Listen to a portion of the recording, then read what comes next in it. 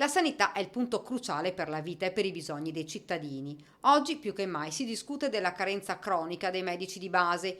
Troppi i posti vacanti in Veneto. La regione ha trovato delle soluzioni tampone, scelte sbagliate secondo il Partito Democratico regionale, a partire dalla riforma dell'azienda zero. È giunto il momento di riformare la nostra sanità, commenta Andrea Martella, segretario regionale del PD. Due le questioni da affrontare.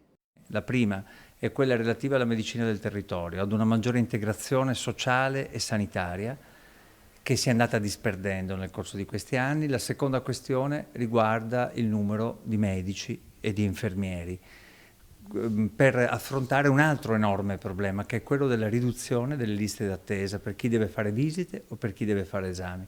Non vogliamo fare polemica, termina Martella, ma è ora di fare delle scelte precise.